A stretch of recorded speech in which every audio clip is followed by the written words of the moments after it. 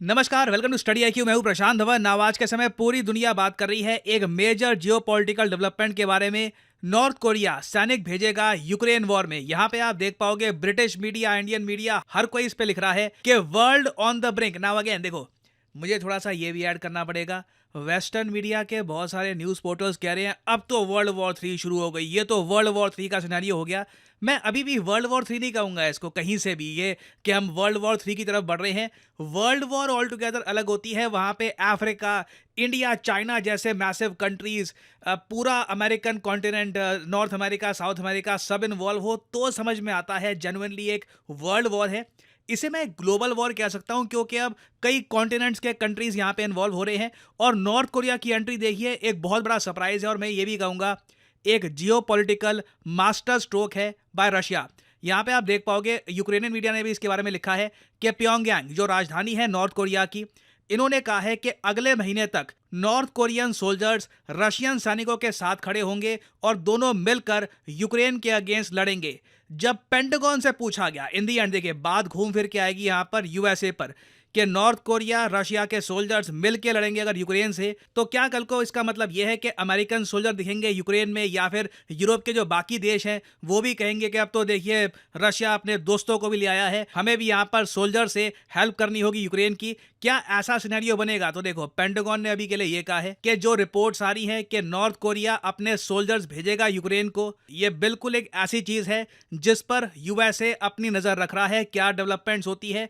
और साथ में ये भी ऐड कर दिया कि इनके हिसाब से अगेन देखो, अब यूएस तो डिमोरलाइजिंग बात करेगा, यूएस तो ऐसी बात करेगा जिससे नॉर्थ कोरियन सैनिकों का मनोबल गिरे। तो जब पेंटागन से पूछा कि नॉर्थ कोरियन सोल्जर्स क्या करेंगे, इन्होंने कहा कि रशियंस इनको यूज करेंगे as cannon fodder. Cannon fodder मतलब कि गोलियां खाने के लिए, कि आगे आगे इनको भेज दो। जो रशियन सोल्जर्स हैं वो बिल्कुल पीछे रहेंगे। जब खतरा खत्म हो जाएगा, जब बिल्कुल हाई लेवल का वायलेंस खत्म हो जाएगा, फिर जमीन कैप्चर करने के लिए रशियन सोल्जर्स आएंगे। ये ऑफ कोर्स यूएसए का कहना है। ग्राउंड रियलिटी हमें पता नहीं है कि क्या होगी। अब यहाँ पे आप एक बहुत ही जेन्युइन सवाल ये पूछ सकते हैं, मगर अचानक से नॉर्थ कोरिया ये कैसे करेगा? How is this possible? Well, मैं आपको समझाता हूँ। मैंने कुछ ही दिन पहले एक वीडियो करी थी अपलोड। उस वीडियो में मैंने आपको बताया था कि व्लादिमीर पुतिन नॉर्थ कोरिया गए हैं, उनका भव्य वेलकम हुआ है और वहां पे बहुत ही इंपॉर्टेंट डिफेंस पैक्ट साइन किया है नॉर्थ कोरिया और रशिया ने। उस वीडियो में मुझे याद है, वैसे हजारों कमेंट्स आती है, एक कमेंट थी उसमें कोई कह रहा था कि आप इस डिसीजन को एक गेम चेंजिंग मूव कैसे कह सकते हैं, ये गेम चेंजर कैसे हो गया? नॉर्थ कोरिया इतना दूर, रशिया इतना दूर, ठीक है एक इन्होंने डिफेंस पैक्ट साइन कर भी लिया तो इससे इम्पैक्ट क्या होगा? देखो, मैं यहाँ पर एक बात बोलूंगा, व्लादिमीर पुतिन में बहुत कमियां होंगी। क्या ये करप्शन फ्री हैं? बिल्कुल नहीं। क्या ये डेमोक्रेसी को सपोर्ट करते हैं? बिल्कुल नहीं। दुनिया भर की कमियां होंगी व्लादिमीर पुतिन में, मगर जियो पॉलिटिक्स में इनसे बड़ा ग्रैंड मास्टर शायद ही आपको मिलेगा जो लंबे समय तक अपनी कंट्री को लीड करता आया है। क्योंकि हुआ यहां पर क्या है कि रशिया ने जो ये पैक्ट साइन किया है ना नॉर्थ कोरिया के साथ, कि किसी भी कंट्री पे अगर अटैक होता है तो दूसरा कंट्री उस कंट्री की सपोर्ट में आ जाएगा, ये पैक्ट लग रहा है कि एक्टिव हो चुका है। क्योंकि जो मिलिट्री ट्रीटी है उसमें साफ साफ ये बात लिखी है, in the event that any one of the two sides is put in A state of war. अब यहां पे आप एक सवाल ये पूछ सकते हैं, मगर स्टेट ऑफ वॉर लिखा था ना, रशिया तो कहता है कि हम एक स्पेशल ऑपरेशन कर रहे हैं यूक्रेन में, स्टेट ऑफ वॉर कहां से आ गया? देखो, मार्च 2024 में रशिया ने पहली बार ऑफिशियली ये कहा था कि Russia is in A state of war. तो आप कह सकते हैं हाँ बिल्कुल, ये जो मिलिट्री ट्रीटी है बाय डिफॉल्ट एक्टिवेट हो चुकी है और इसके अंडर नॉर्थ कोरिया अपने जो सोल्जर्स भेजेगा लीगली, मैं कहूंगा अगर ट्रीटीज के हिसाब से आप अगर देखो तो ये जायज है। नॉर्थ कोरिया जो कर रहा होगा ये कंप्लीटली ट्रीटी के अंडर एक एक्शन माना जाएगा। ऐसा नहीं है कि north Korea suddenly Kim Jong Un कह रहे हैं कि कुछ सोल्जर्स भेजो रशिया को। ये एक प्रॉपर स्ट्रेटेजिक मूव है जिसके बदले में मैं अज्यूम कर रहा हूं नॉर्थ कोरिया साउथ कोरिया के बीच में टेंशंस भी बढ़ने वाली है। इसका रीजन मैं आपको बताता हूं।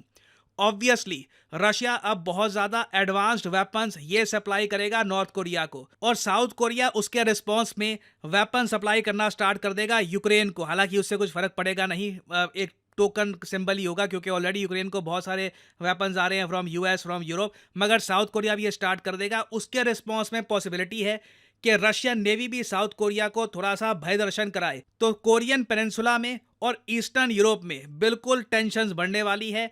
नॉर्थ कोरियन सोल्जर्स एक आप कह लीजिए हिस्टोरिक गेम चेंजर हैं। नॉर्थ कोरियन सोल्जर्स हिस्ट्री में कभी भी यूक्रेन की बॉर्डर के इतने पास नहीं आए हैं और ऐसा नहीं है कि नॉर्थ कोरिया सिर्फ सैनिक भेज रहा है, नॉर्थ कोरिया ने इससे पहले 2 million 20 lakh rounds of artillery ammunition भी भेजे हैं रशिया को। 20 लाख राउंड्स कम नहीं होते, कई महीनों तक रशिया इस्तेमाल करेगा इस असले को। अब यहाँ पे एक सवाल ये आप पूछ सकते हैं कि इस सब का इम्पैक्ट इंडिया पे क्या होगा। देखो, इंडिया पे बिल्कुल इसका इम्पैक्ट होने वाला है।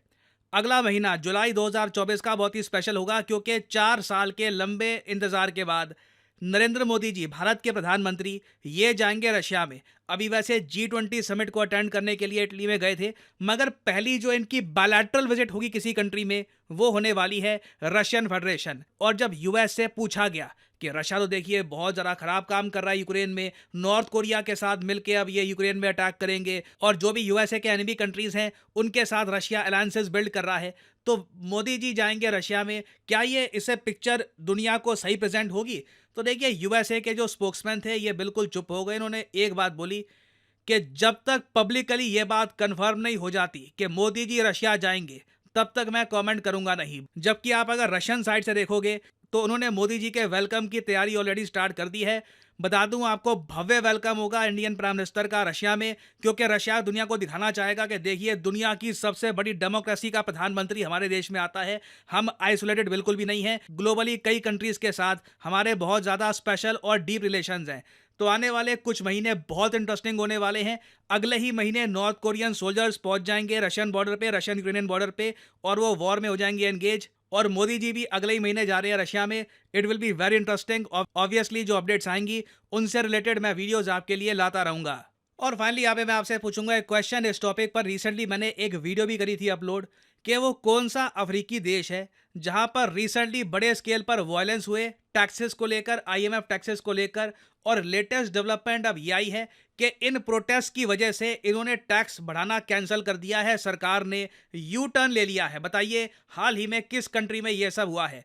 इंडिया ने भी अपने नागरिकों को यह कहा था कि सेफ रहिएगा, इस देश में वायलेंस लगातार बढ़ रहा है। ये है यहाँ पे आपकी options: Zimbabwe, south Africa, Kenya या इथियोपिया। कमेंट सेक्शन में करिए उत्तर। जो लोग सही आंसर देंगे उनकी कमेंट को मैं हार्ट दे दूंगा, ताकि बाकी लोग समझ पाएं कि सही उत्तर क्या है। Due to heavy demand, Study IQ ने महीने के आखिरी के 3 दिनों में एक मेगा सेल करती है active. 30% discount on all study IQ courses. ना सिर्फ UPSC, SSC, bank, NEET, UG, हर कोर्स पे आपको मिलेगा फ्लैट 30% डिस्काउंट। और देखिए, आपको करना है सिंपली, यहाँ पर क्या है, कमेंट सेक्शन में जाइए, यहाँ पे आपको मिलेगा लिंक, और यहाँ पे आप देख पाओगे लिखा है UPSC new season new batch. Prelims 2025 का सफर स्टार्ट हो चुका है, और स्टडी आईक्यू का जो नया बैच है न्यू सीजन बैच 1, ये भी हो चुका है स्टार्ट। और अगर आप एक बैच बिल्कुल बिगिनिंग से ज्वाइन करते हैं तो आपकी तैयारी को मिलेगा एक एक्स्ट्रा एडवांटेज, क्योंकि आप चैप्टर 1 से अपनी तैयारी स्टार्ट कर रहे होगे इन अ स्ट्रक्चर्ड वे। और आपके सामने गोल्डन अपॉर्चुनिटी ये है कि ना सिर्फ आपके सामने एक फ्रेश बैच 1 है जिसको आप ज्वाइन कर पाएंगे, ये बैच आप एक हैवी डिस्काउंट में भी परचेज कर सकते हैं। तो सिंपली यहाँ पे आपको क्लिक करना है, ये लिंक आपके सामने खुल जाएगा ये पेज। अगर आप वैसे मोबाइल फोन पे हैं तो स्टडी आईक्यू की जो ऐप है गूगल प्ले स्टोर से, ये आप कर सकते हैं डाउनलोड। और यहाँ पे आप देख पाओगे लिखा है स्टडी आईक्यू P2I कोर्स। जो प्राइस यहाँ पर लिखा है, obviously don't pay this price. ये जो कोड्स यहाँ पे लिखे हैं ना, यहाँ पर ये डालोगे आपको मैक्सिमम डिस्काउंट नहीं मिलेगा। To get the maximum discount possible, use the code PD10 and the prices will fall a lot. Sale चल रही है अभी, तो 1000 रुपए से भी कम आप पर मंथ पे कर रहे होगे, और आपको घर बैठ के मिलेगी स्टडी आईक्यू की live classes, 1-to-1 mentorship, answer writing programme, prelims test series. और याद रखिएगा, ये एक P2I कोर्स है, मतलब कि यहाँ पर प्रीलिम्स, मेंस, इंटरव्यू तीनों पार्ट में स्टडी आईक्यू आपके साथ रहेगा। प्रीलिम्स जैसे ही आपका क्लियर होता है, स्टडी आईक्यू आपको एक ऑप्शन देता है कि अगर आप चाहते हैं आप दिल्ली आ सकते हैं, स्टडी आईक्यू के साथ तैयारी करिए। मेंस की आपके रहने का खर्चा, खाने का खर्चा ये उठाएगा स्टडी आईक्यू। इंटरव्यू तक we will completely support you under this course. तो आपके पास गोल्डन अपॉर्चुनिटी है 27 से लेकर 30 जून तक की। इस टाइम फ्रेम में आप स्टडी आईक्यू का P2I बैच 1 ज्वाइन करते हैं, आपको मिलेगा heavy discount. So use the code PD10 and save money. इसी नोट के साथ ये है वीडियो का अंत। Thank you for listening and as I always say, may the gods watch over you.